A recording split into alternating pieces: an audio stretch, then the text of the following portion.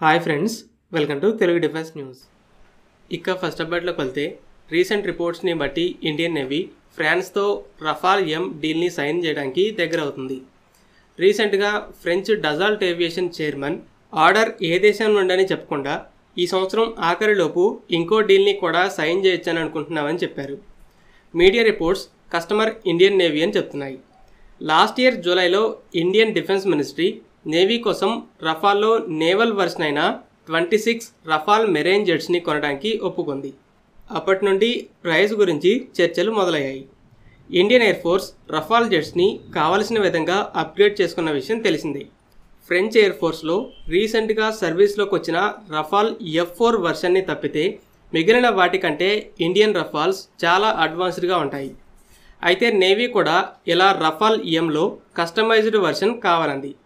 France దీనికి ఒప్పుకొని already సుమారు 50,000 కోట్ల రూపాయల ఖర్చు అవుతుందని బిడ్ని కూడా సబ్మిట్ చేసింది.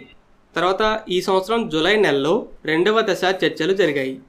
ఇండియా ప్రైజ్ని కొంచెం తగ్గించడానికి చూస్తుంది.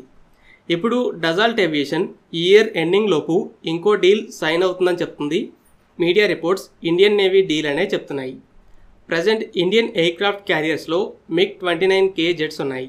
కానీ ఇవి 2 ఎయిర్క్రాఫ్ట్ క్యారియర్స్కి సరిపడా సంఖ్యలో లేవు. అలాగే వీటికి అప్గ్రేడ్స్ కూడా కావాలి.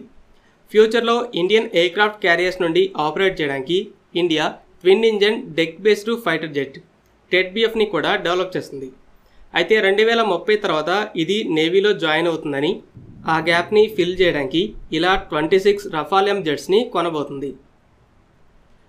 రీసెంట్ రిపోర్ట్స్ని బట్టి అమెరికా యుక్రెయిన్తో JASSM స్టెల్త్ క్రూజ్ మిసైల్ డీల్ని సైన్ చేయడానికి దగ్గర పడుతుంది. కానీ డెలివరీస్ మొదలవడానికి కొన్ని నెలలు టైం పడుతుందని చెప్తున్నారు. ప్రస్తుతం యుక్రెయిన్ దగ్గర ఉన్న స్టోర్మ్ షాడో అటాక్ MS మిసైల్స్కి 300 కిలోమీటర్స్ రేంజ్ ఉంది. వీటి వల్ల రష్యా ఇంపార్టెంట్ మిలిటరీ అసెట్స్ని వీటికి అందకుండా వెనక్కి మార్చింది. అయితే మీడియా రిపోర్ట్స్ ప్రకారం JASSMకి ప్రజెంట్ ఉన్న ఈ మిసైల్స్ కంటే లాంగ్ రేంజ్ ఉంటుంది. రష్యా లోపల 300 కిలోమీటర్స్ దూరంలో దాడి చేయగలదు.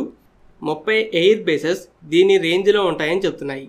అయితే JASSMలో ఏ వర్షన్ని ఇస్తుందని ఇంకా కన్ఫర్మ్ కాలేదు. JASSM మొదటి వర్షన్కి 370 కిలోమీటర్స్ రేంజ్ ఉంటుంది. తర్వాత ఎక్స్టెండెడ్ రేంజ్ వర్షన్కి 900 కిలోమీటర్స్ వరకు ఉంది. 900 కిలోమీటర్స్ రేంజ్ వర్షన్ ఇస్తే రష్యన్ మిలిటరీకి చాలా రిస్క్ ఉంటుంది. దీనివల్ల యుద్ధం ఎస్కలేట్ కూడా అవుతుంది.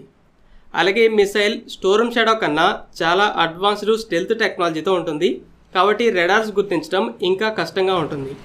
ఫ్రెండ్స్, ఈ వీడియో మీకు నచ్చినట్లయితే లైక్ చేయండి. అలాగే మరిన్ని ఇంపార్టెంట్ డిఫెన్స్ అప్డేట్స్ కోసం మన ఛానల్ని సబ్స్క్రైబ్ చేసుకోండి.